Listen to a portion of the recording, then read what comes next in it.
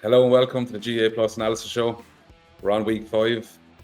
Again, as you can see, I'm so happy to be accompanied by the great Seamus Hickey. Very well suited and booted. He actually had a tie on earlier on, but decided to take it off, which was actually bitterly disappointing because it looks so good. Hey, Nolly, it's always good to see you, man. Yeah. Less the abuse, obviously. Yeah, listen, I'm the nice guy of the two of us here. You're the heel. That's always the case. Yeah. Listen, we're not going to get into like deep conversation on scores and matches because we actually have quite a lot to kind of discuss. Our very boring head of production, Collie, was giving us like about a 20-minute lesson there a few minutes ago about having too many clips this week. Yeah, even a brief scene set, like it's just like headlines from Leinster are, Antrim failed to launch in Salt Hill. The Offaly again close, but not close enough. Kilkenny Dublin turned into a good game. Was an absolute appalling first half display of defending from Dublin, but they have the quality to go with it and to stick at it. They did play very well for a 10-minute, 15-minute spell in the second half, but like the game, they had too much to make up. We'll talk about that maybe. I think there's one main reason why Kilkenny were able to hold on, and he wears number 1 for them. Then, like in Munster, then Limerick, I'd say they played angry against Cork completely. Green machine are back. Yeah, they looked like a team that were pissed off and they just went for it. And they just it was easy. First home game was a big one, Seamus. Yeah, I agree. Against Cork, it's a big one. Yeah, they had a lot to play for, I would say, compared to Cork. I think Cork still, I don't think this is a death knell, or even it doesn't set them back that much in the greater scheme of things. If they can get their act together for next week against Waterford. And then the last one, and obviously the Tip Waterford game. Disappointed that Waterford were there. They had plenty of possession, created loads of scoring opportunities. Just I feel like they were a little off in terms of the execution of it. Definitely their worst performance, I would say, to date. And ironically enough, it was Tips. I actually thought that Tip were better on Sunday than they were against Limerick in the first round. I thought they were really good. They were hungry. And they were very well set up. And you know what? Let's get stuck into my bits because I'm very mindful of the fact that I'm a huge Waterford fan person. But I just felt that their shape and a few other things kind of fed into the Tipperary kind of setup and structure. So overall, the overarching point that I looked at was I don't necessarily think that you can have a sitting centre back and also a marking wing back. I have no problem if Toig sits at the edge of the D and like most centre backs now kind of sit there to protect because that's the reality. But I don't necessarily think you can have a sitting centre back and a wing back that's getting pulled all over the field and primarily getting pulled out to midfield and beyond, to be honest. He spent most, like Paddy Levy was there tasked to mark him. He marked him in centre back and they put Toig out to the wing. But then he spent a lot of his time, we'll say, over and back, but out around like the middle and sometimes nearly ended up in the Tipperary half back, which for a Waterford structural point of view, is very, very challenging then. If you're letting the other team dictate your shape, you're losing. You're just you can't have the other team dictate, especially how your back six deployed. Like whether it's creating space, we've been over this for the last couple of weeks, and how other teams create space and then what they can do with that. But to your point, to have Levy follow so far out the field and have Tyke sit so far back, you're leaving such a big space. Yeah, so the first one there is we'll actually look at shape. So the first thing there is I look at the Tip shape and the Waterford shape and how they actually vary different. And again, it's kind of based on what we discussed there. It's based on the fact that Tyke is sitting, which is absolutely fine. Like Ronan Maher sits for Tip quite a lot. But it's the fact that for Tip, whether it was like a Morgan at times or if it was a Sam O'Farrell at times, Brian O'Mara played obviously a lot of the match in like wing back. They sat, they didn't move. So they held their position no different than what Dimmer Burns, Kyle Hayes or whoever it is. So as we can see here, this is the out screen shot from Waterford's play. On the left there, you can see that's Paddy Levy following Morris. And the one thing about this is, as you can see, Morris is in midfield and he's actually been followed. But Darragh Lyons is very tight there to Morris, so he can actually get him. So it's not as if he's not been covered. On the right-hand side, then, obviously, you have Toig, who's circled, but he'll take a step back. But even if we pause it here, right, at the right-hand post there, Tipperary post, you'll see Mark Fitz. Mark Fitz is actually not marked.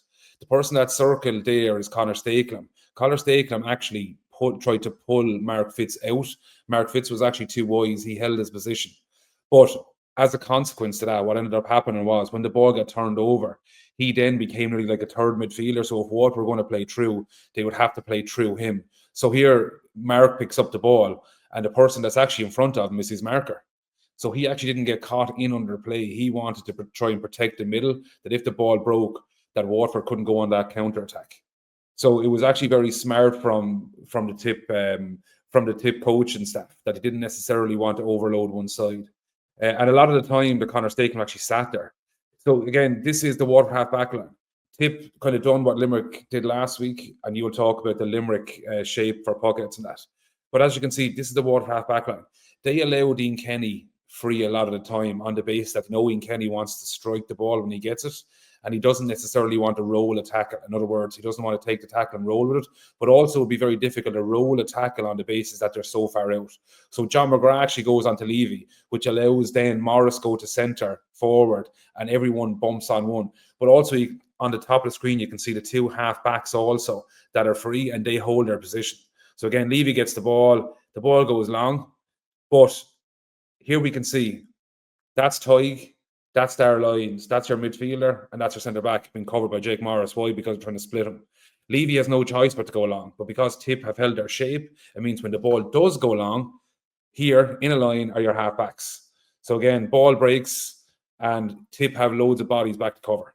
Again, same thing here. It goes to Tig. Tig has no choice. He goes long, but the key thing here, because Tip hold their shape, this is Brian O'Mara.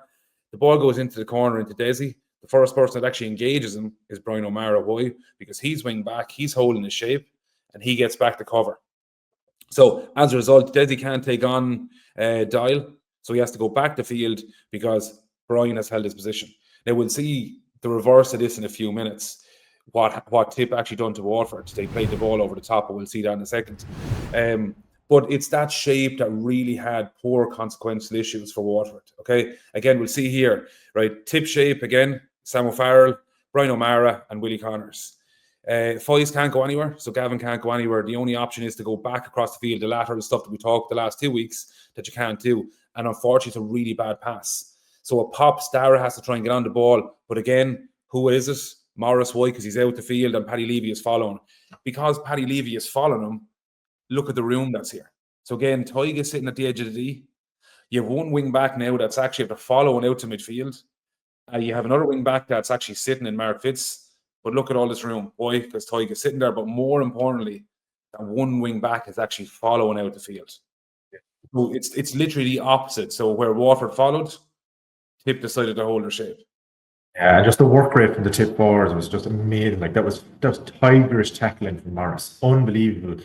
And then when they did free and go forward, I just their play all day long. I felt like the tip forwards are getting to where we had John McGrath, we Bubbles, we had Seamus Callan. Don't say that to Bubbles now because Bubbles like, he was part of like one of the best sets of forwards. But sure, like the Roman It's like a Lara Corbett situation here. Like, so what Jake Morris now become that left-handed Lara Corbett person that you follow around the pitch, and he does the arcs and he does like breaking ball and getting on the end of runs. They don't care who scores. Like Ormond scores, Morris had scores off the shoulder. Their unselfish play to me was massive, and that came in the tackle. Yeah.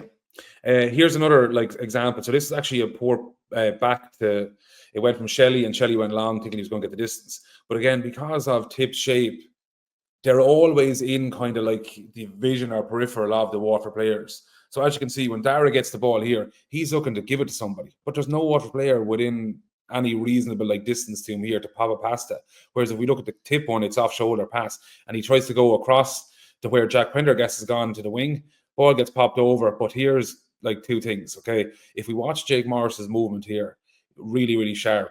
Most forwards are trying to loop on the outside there of Paddy Levy and leave Tig inside. Instead, he just steps back. Why? Because he's saying to himself, I don't need to engage in this. I don't need to bring more bodies into play. So I'll let John McGrath do the damage here. Again, same thing. Eoin Kenny passes through the ball. Darragh Lyons has no option. Why? Because, again, he's covered. He's covered because the full forward line from Tip have allowed one of the cornerbacks get it. So they're then pressing on him, and therefore when the ball goes in, it's under pressure and it's to nobody. So it really has come from, as you said, the pressure that the forwards from Tipperary have put, but it's the really good structure that they put in place where they targeted, it looked like Eoin Kenny a lot of the time, to let him get the ball and then strike through the lines, because they said Ian is not going to get the ball and run with it. Ballygunner do it really well where they get the ball and they just pass it around and try and move players, whereas Tip didn't get sucked into it, they held their position. And then once they went to half back, it was then that they engaged in the person. And this is like the opposite of Waterford versus Clare, right? So Clare were the ones making mistake after mistake after mistake because of A, just unforced errors, and B, then the pressure that was being put on. Waterford got on loads of ball. So like the stat that jumped out for me from the game was Waterford created 39 scoring chances, Tipperary created 39 scoring chances. So they both had the same number of scoring chances, but Waterford took 9 fewer. So a lot of that was because of the pressure they were under, and the ball going out over the sideline there is an example of, you know, taking a harder option or trickier option than what should be a simpler option, like you said, an option ball for a half forward or a very defined pocket of space in your full forward line to hit for Bennett to run into or whatever. So, you know, to me, Tip did really, really well to put the pressure on, and it started up front. And because of that, then Waterford's execution further up the field it just wasn't there. Yeah, and I suppose another kind of couple of clips I wanted to show was probably a bit more like specific to what we were talking about there, is the Paddy Levy, Tyke de Burke situation where you nearly had, like, you had your centre back obviously sitting, but you had at times your right hand side wide open down the field. So as a result of it here, this is what happened quite a lot. Again, that's the side that Paddy Levy spent a lot of time in the first half on. So again, Tyke is sitting, but because Paddy has got, after following Jake Morris, he's gone out the pitch. So as we can see here, again, like Kiley for UL, for Waterford over the last few years, brilliant idea, Ronan Maher, top class. Again, if you even look back on that clip slowly, you'll see Paddy Levy's out literally on the midfield line for the footballers. Again, Ormond going through the middle, Paddy Levy is holding on to Morris, but like Mark Pitts on the far side is trying to hold his position. But obviously then he has to try and tag then Ormond as he goes in. But look at the space in behind. If that actually if Sam O'Farrell actually got that ball in, like there's potentially a goal opportunity on there, because you won't necessarily stop someone like an Ormond running at pace, and Clare, unfortunately, like were experienced that last week. So the ball gets popped. Morris again around the corner. He gives the referee a little high five and bang over the bar under no real pressure. So again, because Paddy Levy's fallen, it's very difficult out the field. And again, this is what I'm talking about. A lot of the time as a halfback, like he's probably closer to Ronan Maher here. We can see closer to ourselves in the yellow helmet than he is to Tyke Burke, you know, and he rolls him and he gets free as a result of it. So you don't want your halfbacks like that deep, because again, you're bringing bodies out the field and it's a really hard place to be as a back with more space. Okay, Wolf's half-back line. So he's gone centre back. He's still tasked with trying to mark Jake Morris. And just before we started recording this, you actually made a good point that Tony Kelly has done an unbelievable job at, like, you know, I suppose like he was the kind of person that like executed really, really well, but most players now are seeing a result of it. It's kind of like the Johnny Sexton loop pass in rugby, where you'll kind of loop around and you'll try and get the pass when there's no one on you. But like Waterford are okay, like in terms of setup here, like they're actually kind of where you would expect them to be. But if you watch just the movement of Morris and where he gets to, he wants to get on the goal side of the defender or of the Tipperary player, and he just loops around.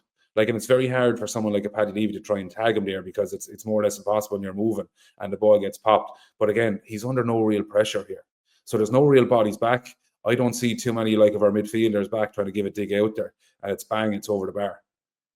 So like that's the challenge that Waterford really faced, because they stood so far off that they didn't want to necessarily give to the fullback all the time, because if they did, they had this much room to try and take it on before they got it. But when even the ball went to halfback, look at the Tipperary setup. They're waiting for him to pass the ball. All of a sudden, completely missed the ball, Kevin Manny. But then, as a result of that, quick pass. Look where Paddy Levy is now, out in the midfield, and obviously Darren McCarthy, bang, under no real pressure. Okay, so I think that's like a very simple example of what didn't really work for Waterford, was their actual setup between Tyke and Levy. I don't know, is the thing to do with Derek under a few years, what he ended up doing was, again, we'll watch it here from a puck out. You'd expect him to be here. But when the game rolls on, he ends up in midfield again. So if you're going marking someone a half back line, what Derek used to do is he used to nearly play another defender in the corner and bring in corner forward and actually bring him out to man mark. So often it was Conor Gleeson. But like if we look, because he's followed out the field, it's leaving this room inside. And then it's very easy for him to turn on his heels and try and get after the ball. So I just felt that Waterford half back line like really struggled. And this, to be honest, from Waterford's point of view, this absolutely should have been a penalty. Like this was absolutely a penalty. First tackle and then also the second one from Billy. So because they were creating that much room inside from man marking and then obviously sitting deep.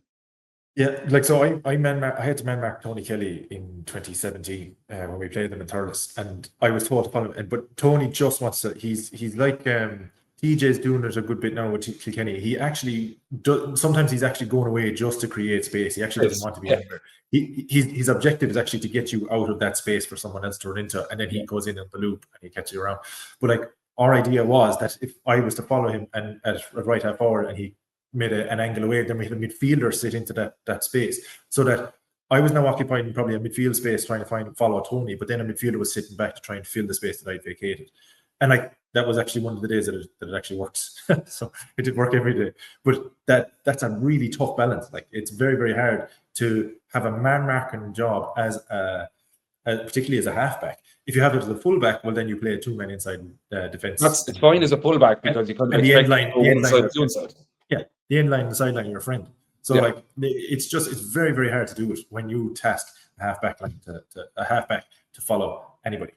Yeah, and as a result of that, then because obviously they were following and Tig was sitting deep, it meant that Tip could do this kind of ball over the top, which they got great success from on a couple of different occasions. So because again Levy was gone out of the side and he would spend a lot of time in midfield or even in the middle, it meant that Tip then could bang the ball in over the top. So a few times Sam O'Farrell got in there and did really, really well. So we'll see it here. Jack Pendergast, again, poor wide, we won't discuss it.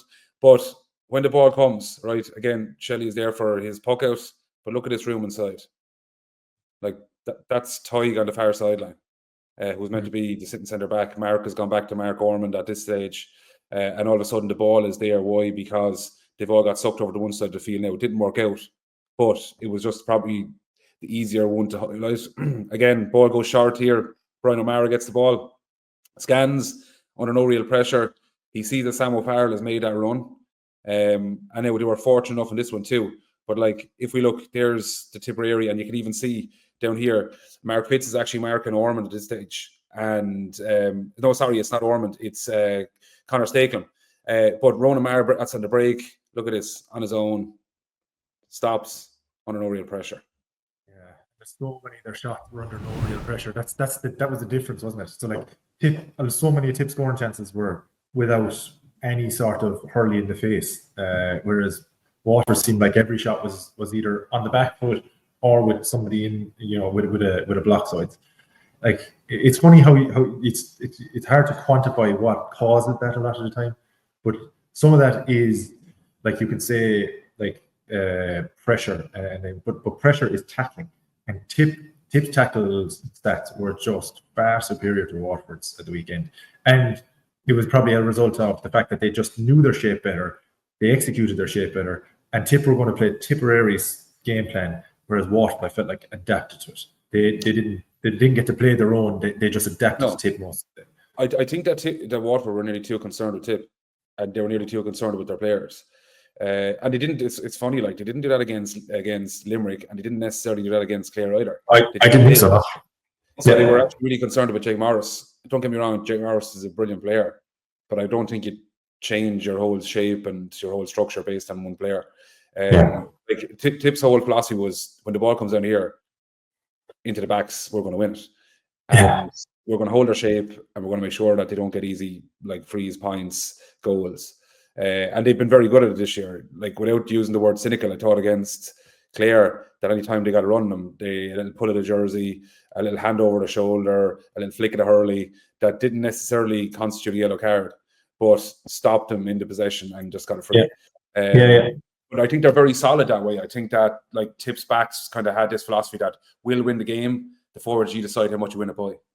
Yeah, I feel like Waterford have cause for hope going into next week now as well, though, because like in the first half they did 10 wides to Tipperary's 4, like, so you know, they were scoreable. Like Yeah. Stevie missed the first 3 frees or something like that, which is very like uncharacteristic of Stevie. And even like Jack Prendergast missed a couple, and you're kind of saying to yourself, like, geez, that's not like Jack. He's a lot more. I know, and even Jamie Barnes says like he's so good, like, so it's again, hopefully this is a dust yourself down. Learn. My only concern with that, though, Seamus, is I genuinely still think we're too reliant on Jamie Byrne and Stephen Bennett in forwards to try and actually win games for us. Like Jamie, I think is 30, 31, 32, and Stevie, I think is 29-ish, maybe 30 this year with no hips. Yeah, I know. Yeah, but I would say then the likes of Mikey Kiley has proven he can do it. You know, he's brilliant. Now, like, he's a really good player. I know it's not, but he does need to step up for the Waterford senior team. Like, that's ultimately all these teams, and it was the same in Kilkenny. Like, someone had to step up to take the pressure. For me, then it turned into, you know, the likes of your Mullins and your Cody. They came along, and now they're a competitive, strong team again. Yeah.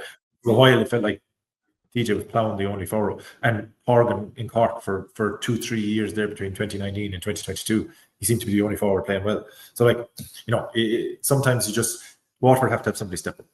Yeah, cool. You're going to take us through a couple of pockets too, are you? So there was a game in Gaelic grounds, and it had Limerick people fairly happy about themselves. But like ultimately, you know, I checked. Like I was in Kilkenny at the Dublin game, the Dublin Kilkenny game, covering it, and I checked the score after the final whistle in Nolan Park, and I genuinely thought it was a mistake. But I haven't watched the game and gone through it. Limerick's their level of execution of hurling skills is just off the charts. Their stick passes to hands is just, and we looked at it actually against Waterford, and it was probably the separator between them and Waterford down in Walsh Park was their execution of hurling skills under pressure, and just repeatedly ball to hand, passes going to hand. Adam English running through the lanes, and then Cian Lynch, you know, that popping the ball. Yeah. So like so that's going well for Limerick. But what I looked at and what I was really, really impressed with was like we were talking about Cork's firepower, like against Tipperary, and how well that they're creating space using their half forwards and their inside line. But for me, Limerick defended them extremely effectively by doing 3 things really, really well. The first thing they did was they closed down Cork's puckouts. Their short puckouts were it was a nightmare for Cork. They couldn't get out with a short puckout. It was very like the All-Ireland final of 2021, where just Cork could not get a short puckout out. And Patrick Collins here, he does his give and go that we were talking about the last couple of weeks. But look at Limerick's forward line. There's a really high press here. Most forwards, and you'll even see Tipperary's full forward line were closer to the 45. But Shane O'Brien does a really, really good job here on the give and go here at 14. The press is immediate, and it gets into Patrick Collins. So Patrick Collins now can't hit off his right. He has to turn onto his left. And when he turns onto his left, he's hitting it under pressure. And look where the ball goes. So like that's the definition of a wasted puck out. Your own puck out, you're supposed to be making something of it. This time he goes out to the half back line, out to Mark Coleman. Mark Coleman there circled in red. And it's Tom Morrissey that's closing him down. And look how close Tom Morrissey is. He's like a yard away from him when the ball arrives. He's in close enough to get a stick in, and when he gets the stick in, he knocks the ball away. David Reedy gets the break. Cian Lynch passes it back to Tom Morrissey, and it turns out to be an easy score. So straight away, a score off the short puck out. And now Patrick Collins is thinking, I can't do any more of these. He was thinking of a give and go here, but Owen Downey says, I'm going to go in the middle. Shane O'Brien again gets the block, and only for the pull from O'Leary. Gillane was, you know, that's goal territory. He could nearly have stuck it from the advantage. But so that was the first thing. They absolutely destroyed the Cork short puck out, and then forced it to go long. Now, Cork were actually, that's where they did all their damage against Limerick in Páirc Uí Chaoimh last year, was this long aerial ball. But in the first half, Limerick knew that Waterford were playing against that breeze. And when they were playing against that breeze, Collins didn't have the length to target the D, and where they did all their damage against Clare. So here we're looking at what I saw next was in their defending, you've got the ball down the line here, again from Coleman. Shane Barrett is after winning a foot race with Diarmuid Burns. And so Diarmuid Burns now is like, okay, first thing in my mind is to get goal side of my man. So we've seen it. Shane Barrett has done it multiple times last year where he picks a ball up on the line and he goes beeline for goal. So when Diarmuid Byrne is chasing him down, he accepts Shane is going to beat him to the foot race. So there's no point trying to tackle for the ball. So he just gets goal side, stands him up, makes sure the route to goal is cut off, and turns him back. When he turns him back, Mike Casey has slipped inside to make sure that there was double cover there. He gets the block. Diarmuid picks up the ball and there's a free. But that's, get goal side of your man, cut off that route to goal. Mark Coleman does really well here. Excellent ball into the full forward line. Here we've got Connolly and Hayes. They're crossing. And that's a deliberate thing for the Cork forwards.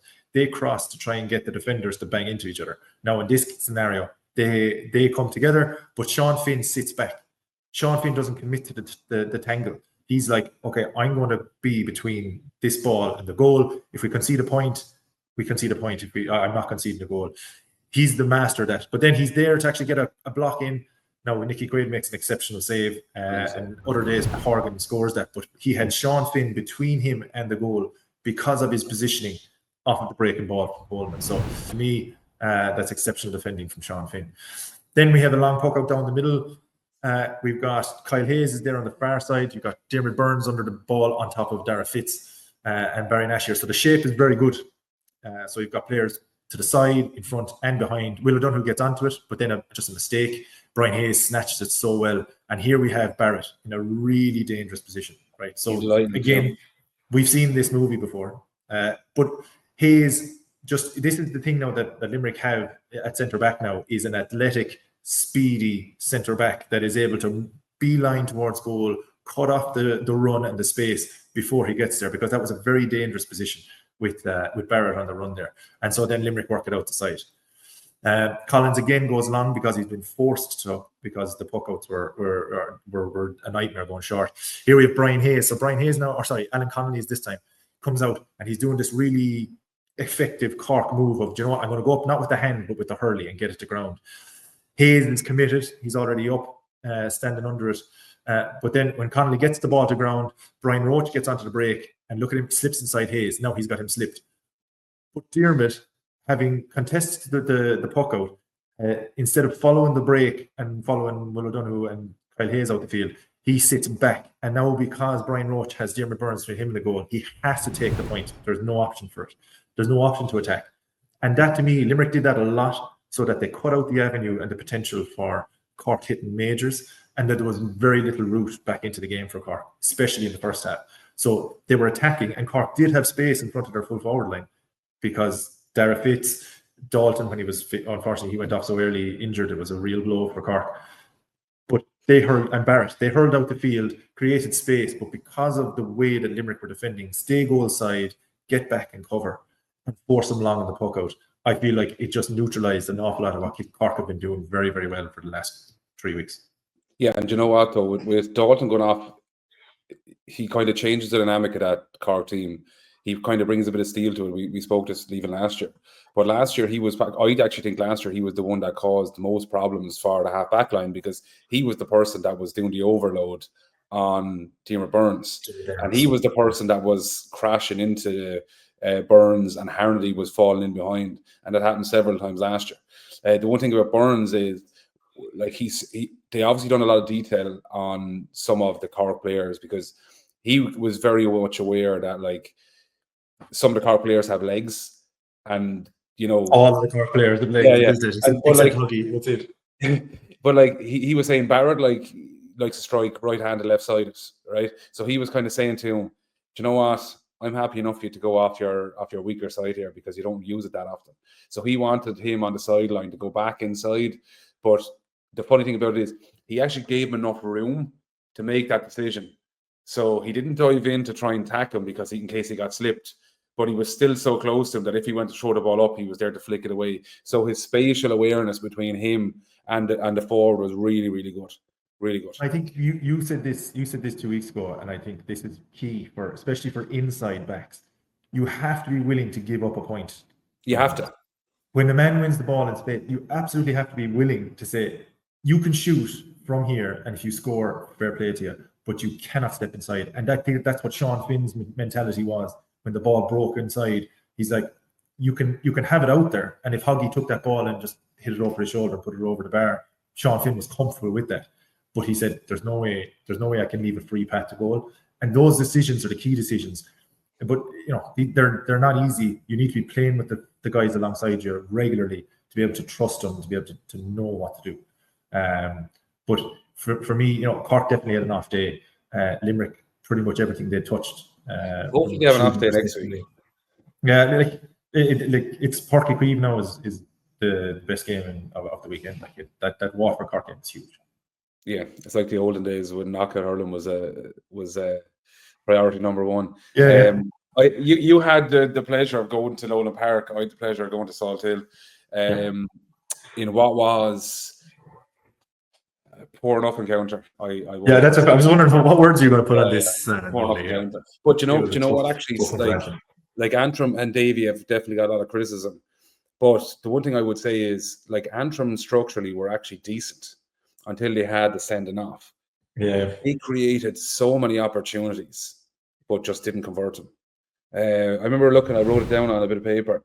They were 8 minutes in and they had 4 bad wides.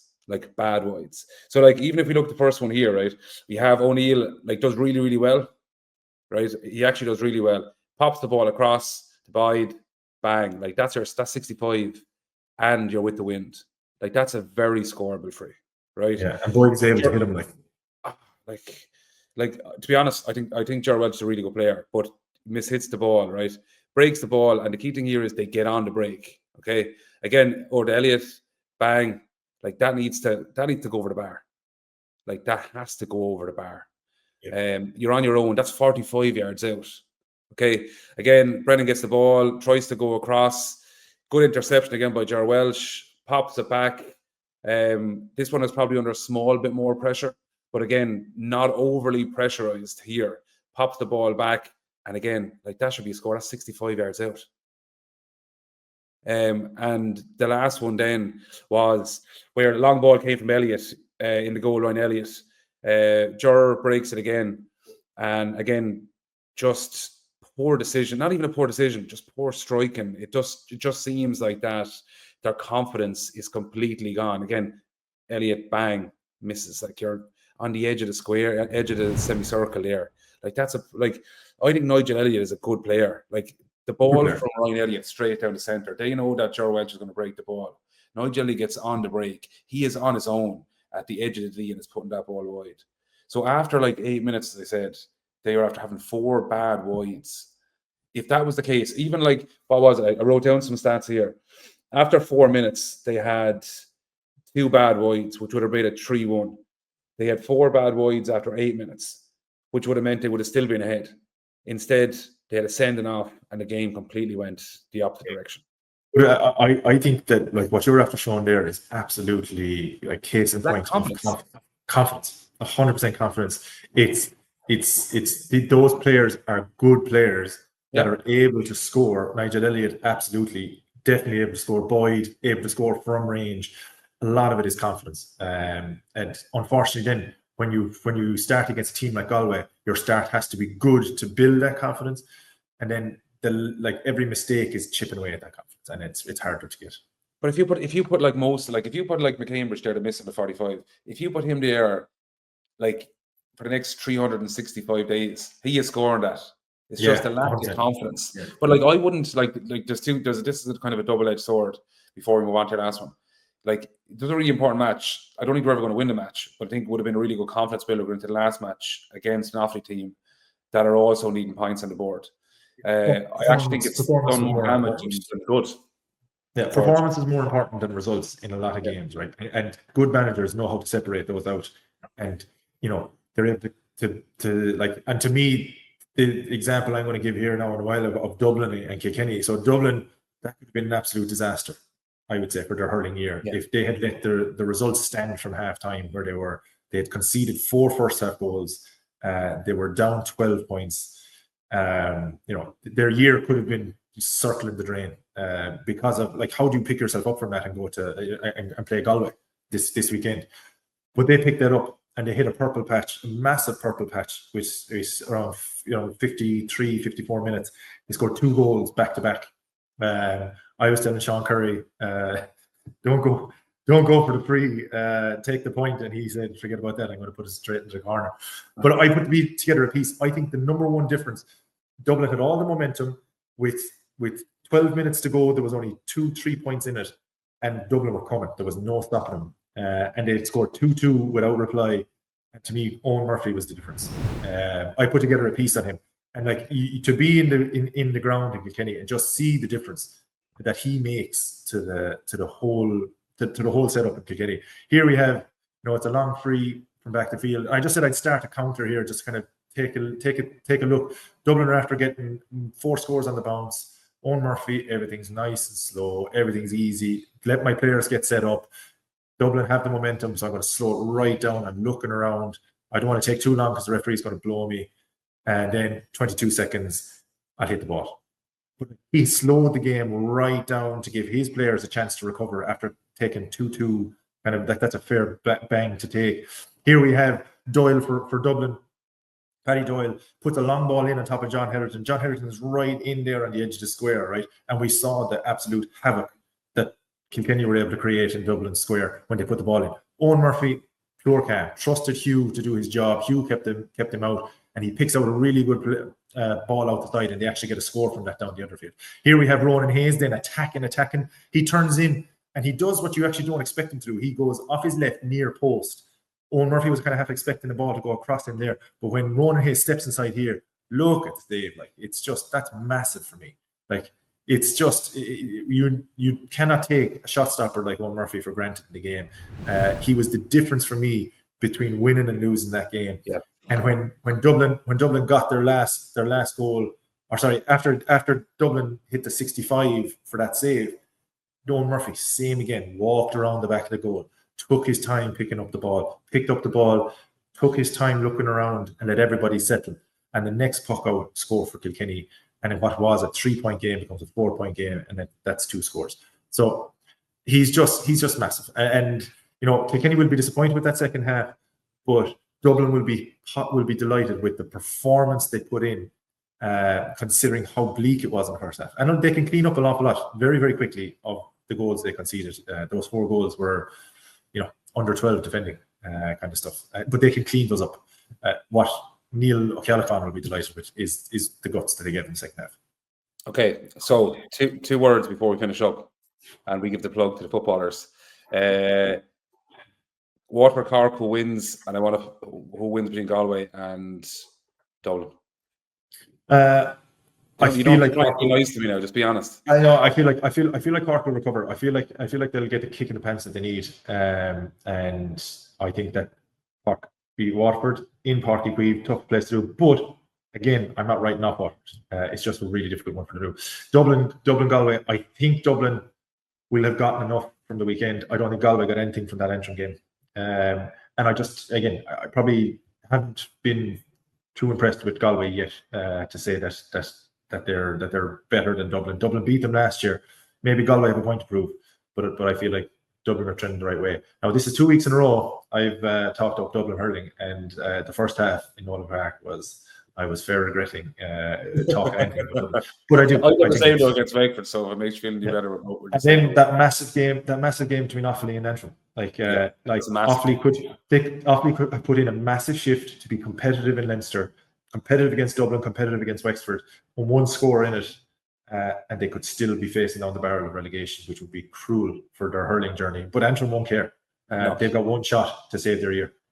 We'll talk. We might even start with this one next week, right? I'll leave you on this. I was only thinking about this last night. Do you know the way like that we have preliminary quarterfinals and someone comes up that won Joe McDonough and they play, last year was Cork and Offaly, blah, blah, blah, right? How about bringing the backdoor system to an extent? So whoever gets knocked out, i.e. if it's Waterford Clare in, say, Munster, if it's like Wexford, Offaly and Antrim, why don't you do a little like on the playoff, 2 teams go through to the backdoor system and still in for qualifiers? Yeah, 1 second out here. I was saying Jarlath Burns. Jarlath? Yeah. We'll talk about it next week, but I think there's something in it, because we spoke the last couple of years about these preliminaries, potentially not really being a whole lot. I just want Waterford to try and get through to a quarterfinal. That's what you're going to be creative. But I do think there's merit in thinking something like that, because last year we went up to Offaly and there was players that were still slightly under the weather from celebrations. and I don't think they gain a lot from it. So we might even start with that one next week. I think we need to do something with the preliminary quarterfinals. I agree. I love the backdoor system, just throw it out there. How many backdoors? I'm very mindful of the fact that we're like 40-something minutes in or so. So, Seamus, pleasure as usual. This time next week, we'll be back with really good news that Waterford have won, hopefully. Anyway, and probably more important, Michael and Aaron have the football version of this in detail. They will be on tomorrow's show. So if anyone is really interested in the big ball, tune in, and the lads will give you their in-depth analysis of what happened over the weekend. Yeah, Kevin taking down Mayo. It was a serious game. Up the Dubs is what most people are saying after a great performance in Salt Hill. I was on the way back down the road after the hurling, so I didn't get to see much of it. So from Seamus myself, thanks a million, and we look forward to seeing you next week. See you, Nolly.